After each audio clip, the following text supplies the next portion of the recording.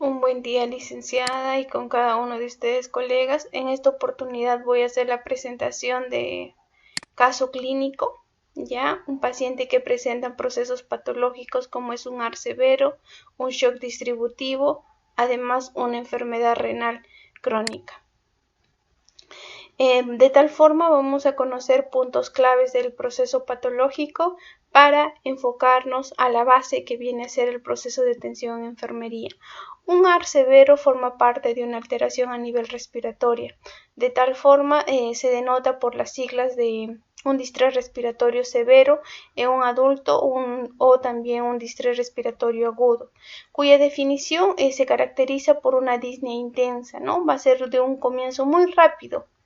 Va a generarse también la hipoxemia y por tal forma a nivel de las imágenes de laboratorio se van a ver los infiltrados pulmonares difusos que van a culminar al final con un proceso respiratorio. Sin embargo, va a haber criterios para poder diagnosticar un distrés respiratorio agudo, ya sea a través de su gravedad, previa valoración de lo que es el PAFI, por el comienzo, si es dentro de los 7 días, si hay signos radiográficos, es decir, infiltrados alveolares intersticiales bilaterales, ya, o inclusive también si es necesario las tomografías y la ausencia de hipertensión de la aurícula izquierda, previa valoración de lo que viene a ser, pues en este caso, la presión de enclavamiento pulmonar, ¿no? Pero eso va a ser necesario todavía con un dispositivo como es el Swan Gas superior a 18 miligramos de mercurio.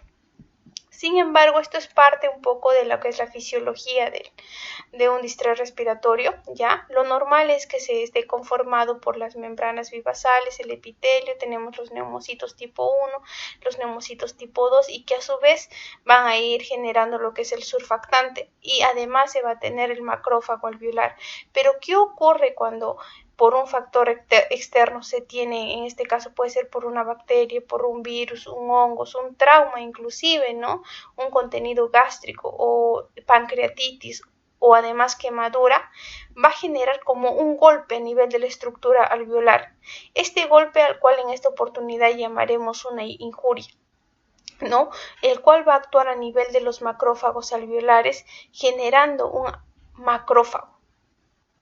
Ya como ustedes ven también acá en esta estructura, el cual va a segregar ciertas sustancias como interleucinas y entre otras, y esta a su vez también va a hacer que va a impregnar o va a acoger a lo que son a los glóbulos blancos, ¿no? Y si ustedes ven acá dentro de lo que es la parte vascular, lo que va a generar es una ruptura del endotelio. Al haber esta ruptura del endotelio va a generar inclusive que todas las estructuras internas puedan salir a la parte exterior, ¿no? Y de igual manera en esta parte alveolar. ¿Y qué es lo que ocurre? Va a haber descamaciones, va a haber injurias, va a haber inundaciones, membrana hialina y por ende inclusive se va a inactivar lo que es el surfactante. Además, dentro de lo que es el AR se resalta el tema de lo que es el cortocircuito derecha o izquierda de un shunt pulmonar, ¿no? Generalmente, en resumen, esto se basa en que el dióxido de carbono inmediatamente a nivel de los que son los vasos sanguíneos va a pasar a lo que viene a ser, a transformarse a una sangre oxigenada sin desarrollar este intercambio gaseoso. Pero ¿por qué no puede hacer el intercambio gaseoso? Porque a nivel alveolar está lleno ya sea de una estructura de pus o estructuras mucosas o puede ser por sangre u otra sustancia de líquidos, ¿no? Este síndrome de distrés respiratorio es una lesión difusa a nivel pulmonar, pues ya sea por trastornos médicos y quirúrgicos, y sus lesiones pulmonares van a ser primaria o secundaria, ¿no? La primaria también llamada directa, ya sea por neumonía, casi ahogamiento, contusiones pulmonares, inhalaciones, broncoaspiraciones, ¿no? Mientras que la secundaria ya se van acompañados también por algunos otros procesos patológicos como sepsis, pancreatitis, quemaduras, traumatismo graves y entre otras. Las manifestaciones clínicas de un distrés respiratorio específicamente se basan por taquimia, un paciente con cianosis, diaforesis, tiene crepitantes, taquicardia, contusiones, aleteo nasal, tirajes intercostales, ¿no? Y esto es parte importante de los exámenes laboratorios que van a ser tomados en los pacientes, ¿no? Todo lo que viene a ser el perfil de, inclusive también de coagulación, el hemograma, ¿ya? Y además el AGA, ¿no? Para poder determinar si se trata de una hipoxemia, cómo se encuentra el gradiente, si está elevado o no, si hay una alcalosis respiratoria, una acidosis respiratoria o inclusive si hay acidosis metabólica. Esto es parte de lo que es los exámenes de imágenes, ya sea que van a ser solicitados una plaquita de rayos X, en las cuales se van a ver en este caso, ¿no? los infiltrados bilaterales, como podemos ver en la representación básica, concentrados sobre todo en la parte media y en la parte inferior, a diferencia de todo lo que es la base también, ¿no? Y esto es parte de lo que es la tomografía. Acá también vemos lo que son estos infiltrados bilaterales, pero sobre todo el colapso alveolar, ¿ve? Y esto es parte también del ultrasonido pulmonar. Dentro de lo que manejo nos resalta, ¿no? Un paciente con ventilación mecánica, inclusive considerando tanto lo que es el volumen tidal y el PIB. El líquido también es importante conservar. Los corticoides se va a dar de forma temprana y evitar pues una injuria ya sea mediada por un ventilador. Ahora, además es un paciente que viene acompañado a su vez por un shock distributivo, ¿no? Cuando hablamos de un shock distributivo generalmente estamos haciendo hincapié a una vasodilatación, ¿no? Que va a haber una alteración a nivel de la perfusión vascular. Sin embargo, cuando hablamos de esta clasificación del shock nos vamos a centrar en esta parte distributiva, ¿no? Ya sea dentro de ello vamos a tener por temas de sepsis, anafilaxia, neurogénico y también por el tema de intoxicación.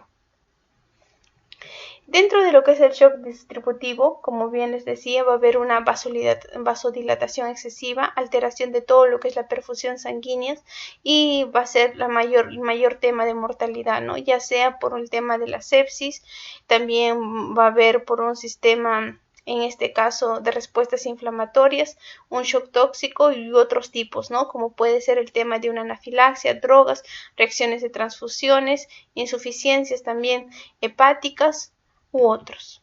Este sistema de respuesta inflamatoria generalmente se va a poder evidenciar 2 o 4 criterios, ¿no? Cuando las temperaturas superan de 38 o es menor de 36, ya cuando hay una frecuencia cardíaca superior a 90, estamos hablando sobre todo en casos de taquicardia, frecuencia respiratoria superior a 20, ¿no?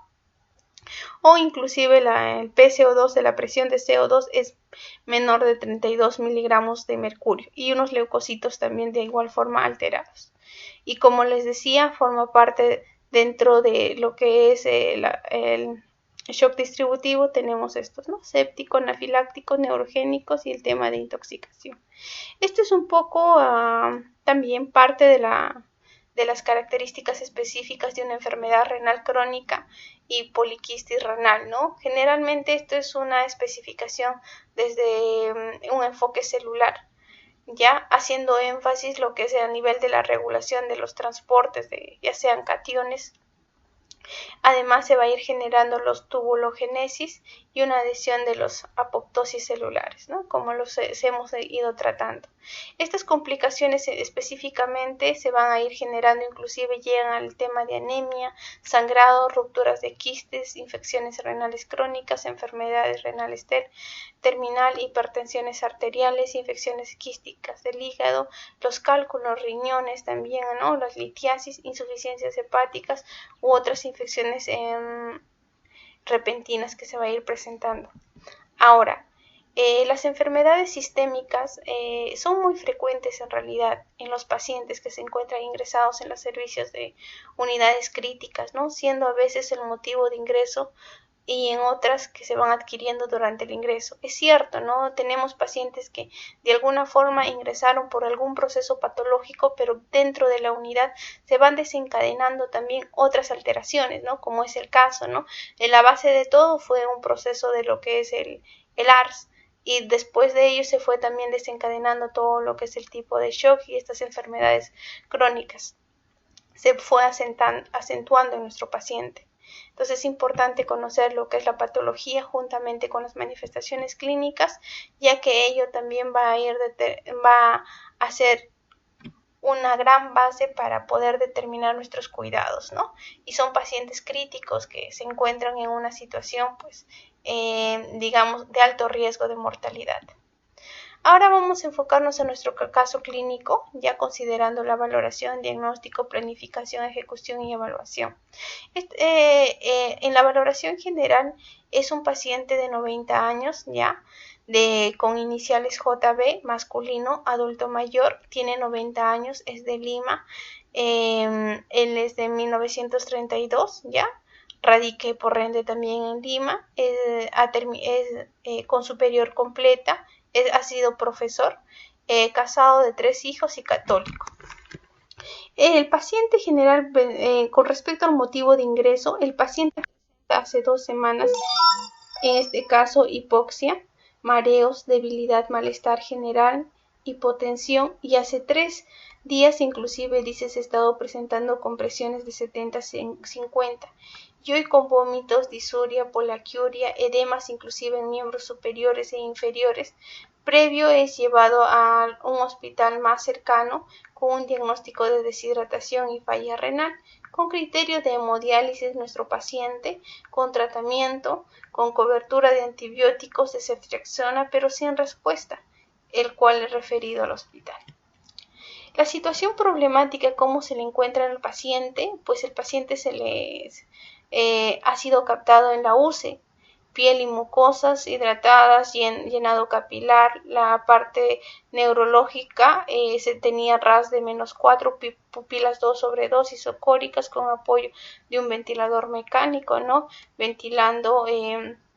Ventilación controlada por presión, con parámetros de un FIO de 60%, un volumen tidal que daba pues 392.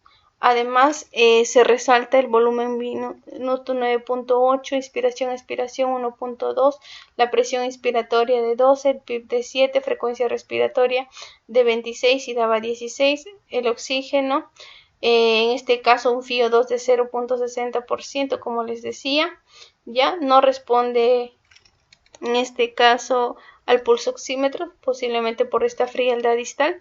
Según el AGA satura 92%, presencia de cianosis distal, murmullo vesicular disminuido en basis, roncantes difusos, compromiso de 85% según el TAC de tórax, a nivel cardiovascular soplos audibles, llenado capilar mayor de 2, hipotenso, abdomen distendido, ruidos disminuidos, geniturinario con sonda Foley, ¿no? A gravedad, extremidades superiores inclusive e inferiores, edemas de 3 cruces, presencia de lesiones por presión a nivel de la zona interglútea, también presentaba uno de tercer estadio, trocánter derecho de segundo estadio, talones de primer estadio y un último control de glucosa que ha sido 113.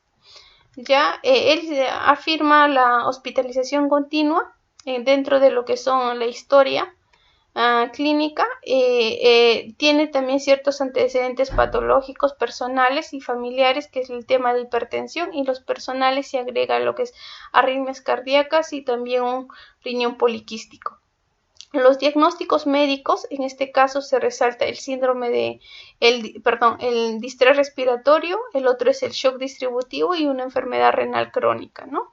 El plan generalmente en el paciente era el manejo o monitoreo hemodinámico y ventilatorio. Esto es parte de lo que es, ¿no? El ventilador mecánico, la ventilación controlada por presión. Estos son todos los modos programados y lo que daba nuestro paciente, ¿no? El tratamiento, mi paciente en este caso estaba en NPO, ya todavía, porque estaba recibiendo, si bien es cierto, 800 en 4 tomas, pero me resaltaba de que estaba viendo residuos gástricos. Ya también estaba con amiodarona porque había presentado arritmias, pero ya también estaba suspendido. Cloruro de 1020 cc, estaba con pseudoanalgesias e inclusive de inotrópicos, como es la noradrenalina titulable, en este caso error de digitación, ya, noradrenalina de acuerdo a lo que viene a ser la supresión arterial, pipetazo, metoclopramida, furosemida también cada 12 horas, omeprazol, y también tenemos las gotas, ¿no? Oftálmicas, ¿no? Cada 6 horas y el control de su glucosa. Esto es parte de los resultados de un hemograma, ¿ya? Tenía también la hemoglobina de 10 gramos por decilitros, el hematocrito 38%, leucocitos 21.6, las plaquetas tenía de 145. El perfil de coagulación TP de 20.1, TTP acá sí teníamos inclusive hasta 50, el INR 4.1 y el dímero D teníamos mayor a 20. El examen de orina tenemos una urea inclusive de 321 y una creatinina de 6.27, ¿no? Un perfil hepático, en realidad el TGO de 176 y un TGP de 70. Una fosfatasa alcalina de 344, proteínas totales también de 5 gramos por decilitro y una albúmina de 3 gramos por decilitro, ¿no? Y el PCR teníamos de 80 miligramos por decilitro. Al paciente también le hicieron una interconsulta con nefrología, ya, en el cual le programan pues la hemodiálisis con ultrafiltrado de 2500 a tolerancia, 2 consecutivas y luego 3 veces por semana para que pueda continuar. El cual el médico comunica al familiar, ¿no? El mal pronóstico del pacientito. Esto es parte de los exámenes de imágenes, como vemos nuestros infiltrados bilaterales acompañados con un colapso a nivel alveolar. Además, esto es parte de lo que es el balance hídrico de nuestro paciente, ya que ha sido dentro inclusive de las 6 horas con un resultado de menos 458. Datos antes, inclusive se resalta en este caso que nuestro paciente había orinado 350, porque esto en las 6 horas solamente fue 50. Además, un balance hídrico que ha sido inclusive de más de positivo de más de 2000, ¿no? El flujo urinario inclusive había sido 0.1. Esto es parte también de la valoración de la escala, como viene a ser la de riesgos, escala de valoración para decaídas, ¿ya? Como es de Dauto, de 3 puntos es un alto riesgo, y valoración de riesgo de úlcera por presión, en este caso, ¿no? Han sido la escala de Norte de 5 puntos de alto riesgo. Aquí tenemos una prueba antígena negativa. Estos son los resultados de AGA, ¿no? Que se enfoca, recae sobre todo a una, en este caso, acidosis. Vamos a ver una acidosis metabólica, ¿no? En las cuales no ha habido mucha variación al resto de sus resultados, ¿no? Viendo lo que es el pH, la presión de CO2, la presión de oxígeno. Con respecto a los electrolitos, ¿no? Llama la atención que estaba con un potasio de 5.24, pero el último control ya, ¿no? Ha ido manteniéndose a 4.89. Lo que es el sodio se ha ido manteniendo ya, al igual calcio, cloro. Su glucosa, el máximo que ha llegado por lo que se ve dentro del lago ha sido hasta 150. Ya la hemoglobina que se ha ido manteniendo de 11 hasta 12.1 según AGA. Y bueno, ¿no? Lo que respecta a su bicarbonato, que sí ha estado disminuido. Esto es parte de lo que es el electrocardiograma, ya vemos tanto las precordiales y inclusive de las periféricas, ya esto es el B1 hasta el B6, ya. Además, cabe resaltar que bueno, dentro de ellos teníamos lo que es el ritmo sinusal. Estos son la valoración por patrones funcionales también de nuestro paciente. Ya es una recapitulación de todo lo presentado último. Ya en este caso sobre todo haciendo énfasis a las alteraciones, ¿no? De nuestro pacientito. Y de acuerdo al NANDA, los diagnósticos por dominio, de acuerdo a los 13 dominios, y haciendo una revisión previa, se resalta estos siguientes diagnósticos, ¿no? Como prioridad al primero, disminución del gasto cardíaco relacionada a una alteración de la precarga, alteración de la poscarga, evidenciado por edemas, alteraciones de la presión arterial, color anormal de la piel, cianosis, llenado capilar, deterioro del intercambio gaseoso también. Ya el segundo, que ha sido por el tema relacionado al desequilibrio ventilo-perfusión, evidenciado por el color normal de la piel, gasometría arterial anormal, ya, y los resultados del del AGA, ya correspondientes al dominio 3, clase 4. El siguiente también ha sido dolor agudo, ¿no? Relacionado con la lesión de agentes físicos, ¿no? Evidenciado por el BPS y una expresión facial, movimiento de extremidades y además luego de cada procedimiento, correspondiente a la clase dominio 12, clase 1. La cuarta es deterioro de eliminación de urinaria, ¿no? Relacionado por multicausalidad y obstrucciones anatómicas. Haciendo énfasis a lo que viene a ser retención urinaria, anuria, la creatinina, la urea, ¿no? Correspondientes al dominio 3 y clase 1. El quinto es el exceso de volumen de líquidos, relacionado a un exceso de aporte de líquidos y compromiso de los mecanismos reguladores, ¿no? Correspondientes al dominio 2, clase 5. El 6 ha sido motilidad gastrointestinal disfuncional relacionado a la inmovilidad, agente farmacológico, pseudoanalgesia o vasopresor, ¿no? Vasopresor y disminución de la circulación gastrointestinal y nutrición enteral. Dominio 3, clase 2. El séptimo, desequilibrio nutricional por la ingesta inferior a las necesidades, que es parte del dominio 1, ¿no? El octavo, deterioro de la integridad cutánea, correspondientes al dominio 11. El noveno, la hipotermia, relacionado con la inestabilidad hemodinámica, evidenciado por esta frialdad distal, ¿no? Correspondientes al dominio 11. La décima prioridad, sufrimiento espiritual, ¿no? Relacionado con esta enfermedad crónica, pérdida de función de las partes del cuerpo y el proceso de agonía, ¿no? Dominio 10. El 11, riesgo de nivel de glicemia inestable, ¿no? Correspondiente al dominio 2. El siguiente, el riesgo de perfusión tisular cerebral, ineficaz, relacionado con lo que viene a ser el TP de 15 segundos, TTP de 50 segundos y correspondientes al dominio 4. El 13, riesgo de desequilibrio electrolítico, ¿no? Relacionado con exceso de volumen de líquidos, correspondientes al dominio, en este caso, al dominio 5.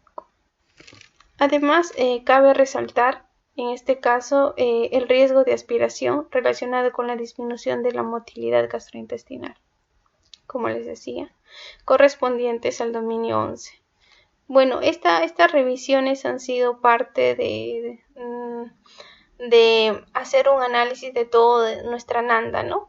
Y de hacer una revisión dominio por dominio y clase por clase y resaltar los diagnósticos que va a relacionar, en este caso, de acuerdo a nuestro caso clínico, valga la redundancia. De tal forma, esto es parte de lo que es el cuadro de valoración ya del Nanda-Nikinov, el diagnóstico, como les decía, disminución del gasto cardíaco, el relacionado. Estos son lo que es el NOC. El NOC haciendo énfasis a la efectividad de la bomba, con el NIC, cuya intervención son los cuidados cardíacos, ya. De igual forma, en un NOC teniendo el estado circulatorio y en las intervenciones también cuidados circulatorios. Y como ustedes pueden apreciar, se ha hecho énfasis de acuerdo a cómo se le encuentra el paciente con respecto a sus signos vitales y al final también cómo lo estamos dejando a nuestro paciente, ¿no? Si ha habido alguna respuesta frente a nuestras intervenciones que nosotros hemos hecho como personal de enfermería y las complicaciones que se puede presentar en nuestro paciente. Además, dentro de los resultados, he considerado la perfusión tisular periférica también, tanto cerebral y renal, y dentro de lo que son las intervenciones, la perfusión tisular periférica y cerebral renal, ¿no? De tal forma, de acuerdo a una escala de Likert, se encuentra sustancialmente comprometido y en realidad, a pesar de las actividades que se ha ido desempeñando, continúa o pasa a una valoración de gravemente comprometido. Esto es parte del deterioro del intercambio de gases, ¿ya? De igual forma, ¿no? Vemos lo que son el NOC, estos son los resultados dentro del estado de respiración adecuada, pasa lo que viene a ser a una intervención de monitorización respiratoria. El otro es la parte de oxigenoterapia a través de lo que es la ventilación mecánica y el otro es el manejo de las vías aéreas, ¿no? En este caso, cabe resaltar dentro de lo que son las complicaciones un paro cardiorrespiratorio y las indicaciones de seguimiento, cómo se le ha ido dejando a nuestro paciente después de las intervenciones, ¿no? Aquí en esta parte se le dejó sustancialmente y continúa sin respuesta de mejoría. Con respecto al dolor, de igual forma, ¿no? Vemos que nuestro NOC se enfocó a lo que viene a ser al control del dolor con intervenciones de manejo del dolor y administración de analgésicos, y cómo continúa mi paciente después de a pesar que se encuentra con la pseudoanalgesia, ¿no? Con un BPS de 0 a 10. Entonces, sustancialmente comprometido se le deja levemente comprometido. Además, cabe resaltar en esta parte, dentro de lo que viene a ser la valoración de nuestros pacientes con respecto al dolor, como es un paciente que está con un ventilador mecánico, se hace uso ya no de una escala numérica ni la escala de EVA, ¿no? Sino, como les vuelvo a repetir, el BPS, que es también una escala de valoración para poder evaluar el grado de mejora al culminar nuestros procedimientos. Bueno, colegas, con esto termino la exposición, resaltando que la observación indica cómo está el paciente, ¿no? Mientras que la recepción indica qué hay que hacer. La destreza práctica indica cómo hay que hacerlo. Muchas gracias.